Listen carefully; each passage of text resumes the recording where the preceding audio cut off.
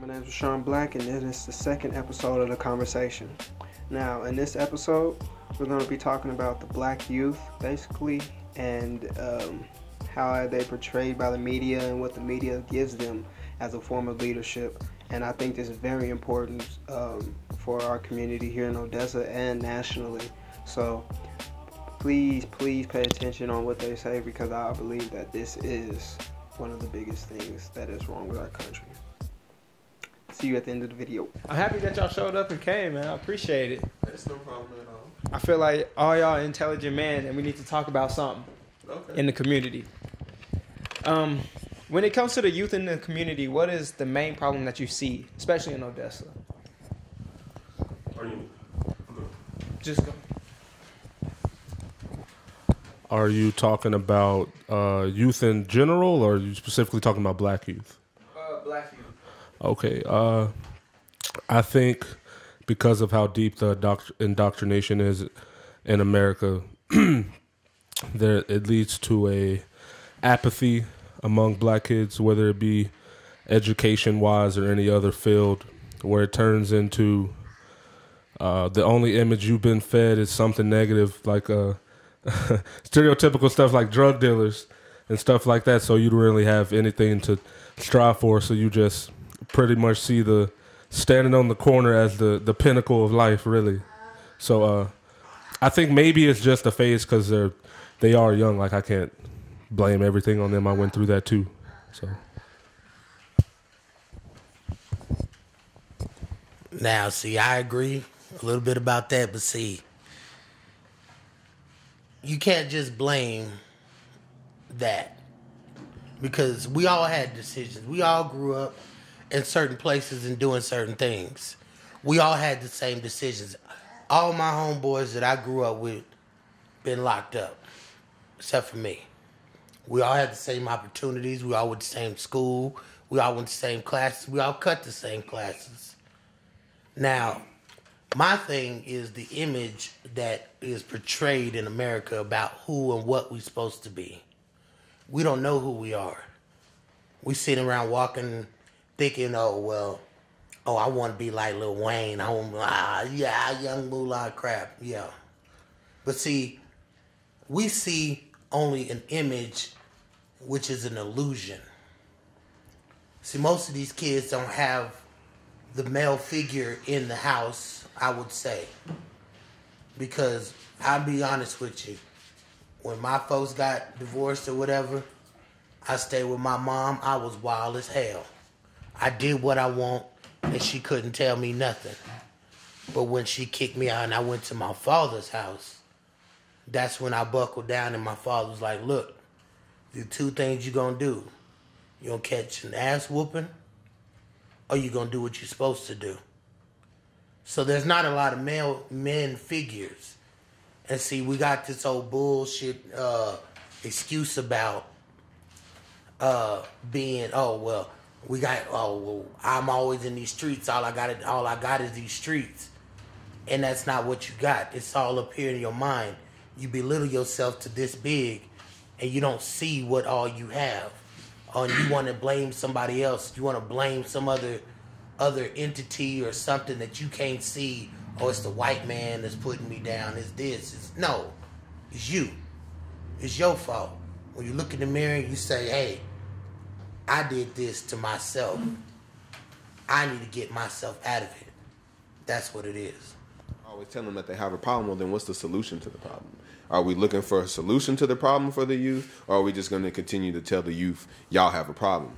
And really, in reality, we all grew up. We all went through our phases. My phase, my rap genre was I was listening to Lil Wayne in 4th grade. The Block is Hot. Like, you wouldn't even recognize the guy on the cover. I was listening to old school Snoop Dogg. I was listening to Bitches and Hoes. Like, these kids are listening to Bitches and Hoes now. So nothing's really changed. We just sitting back and looking at it because we've matured and we've developed a little more and been like, man, that's not right. But in reality, we were doing the same exact things. So we can't sit here and harp them for listening to rap and acting this way and acting that way, when each and every one of us had our episode of acting that way. So what it is right now, once again, you have to notice one of the key words in there is youth. They're young. They're immature. They're going to go through Some of them will mature and grow out of certain actions. Some of them, in their immaturity, will make decisions that will affect them later on in their mature states, and it'll be too late for them to come back from that. So the problem is not what is the problem with the youth. What's the problem with us for not helping the youth? Absolutely. There you go from right there. We've discussed, and I'll go back to what you say, problem. Everybody said problem this, problem that. But I think if we looked at this question and treated it from an addiction point of view, in other words, if you have a cocaine addict who's addicted on cocaine, what do you give them? Don't they supplement another drug to get them off of that? So we're constantly saying we don't want you to be Lil Wayne. We constantly don't want you calling a woman bitches and hoes. We constantly don't want you selling drugs. Okay, I know what you don't want me to do. It doesn't take rocket scientists to figure that out. I know what you don't want me to do. But could you please tell me what I need to be doing? Because until you tell me that, this is what I know to do, you call it wrong. To me, it's right because I don't see anything else. So it's hard to say, here, you're doing that wrong when there's not a image, TV show, nobody's saying, let's do it this way. Unless we say, the one word that nobody wants to go to the church. So now I either don't rap, don't sell drugs, or I go to the church. But what if the individual doesn't want to go to church? So until we give them an option to do right, it's ill-advised and it's not fair for us to say what they're doing is wrong, because it has to be right if there's nothing else that they see. It's just my opinion. It's funny that he brought that up. This was back when I was on my Bible kick, and one of the people I went to high school with, he had gotten into some trouble, and he was talking about. I had told him, man, you need to get in your Bible. He said, well, before I got my protection right here, and he had his gun on him, and who am I to tell him he was absolutely correct for the lifestyle that he wanted to live? He don't need no Bible. That Bible ain't gonna help him. So you don't need to tell him to go to church. That's how I just felt like that on that one. Because you got to use the tool. Yeah, you got to use the tool to protect you where you're at. If I'm in the street, I can pray, but I don't think that if he has a gun and I'm praying, I don't think that's going to stop him from doing it. So we have to give solutions. Tell him what to say yes to, and quit saying you're doing it wrong, you're doing it wrong, you're doing it wrong, without something to say. If you did it this way, we know what this does. If you do it this way, we know what that does. Let's find out what happens if we do it this way and give this an opportunity and see if this way is better than this way. And it's funny, too, that they always, the mainstream wants to point out that the youth has a problem when the mainstream is the ones creating the problem in itself. So how are you going to point out something that you are actively promoting and progressing every day? But people don't see this. That's just like the cigarette companies putting out the ad about stop smoking cigarettes, but they the ones putting out the ads of stop smoking cigarettes. But yeah, you study making cigarettes. But I still make cigarettes though. I mean, I'm telling you to stop, but yeah. I mean, let's just say truth is real. I mean, stop smoking, but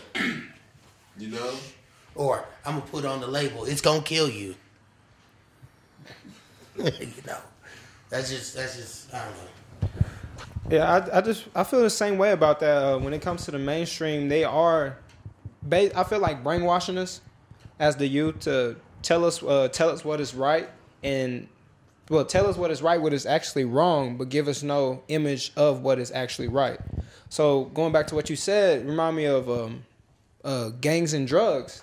Like when you brought up in that situation or in that area, that's the only thing you see. So that is the only thing you know. And you go to realize that the police is not actually against you. They're trying to help you in certain situations. But when you're brought up in that situation, you only know what you're told. And you only know what you see. So when you see the police bringing down your favorite friend or your mother or father, only thing you know is that they're messing with your family or your love. So I can understand where where it comes up like that. You got to see it from the other's perspective. Your whole life, something happens. Boom, someone gets shot and killed, and that's your family. Mm-hmm. That was your brother. First thing you're going to do is call the police, but then everybody's like, fuck the police. Mm-hmm. I mean, that's I don't understand that. It's like, but you want justice, or you got a gun and I can shoot you, and me and you, we can fire off. But when the police come, put the gun down. They got more guns. What's up, guys? At the end of the video now, and I just want to say thank you for the people who participated. And if you're looking for the rawest form of a conversation, I believe that this is it. Everybody gives their opinions, they have facts to back it up, and I think this is what the conversation is supposed to be. So, like, favorite, subscribe, whatever you want to do for me, and appreciate it, and wait on the next one.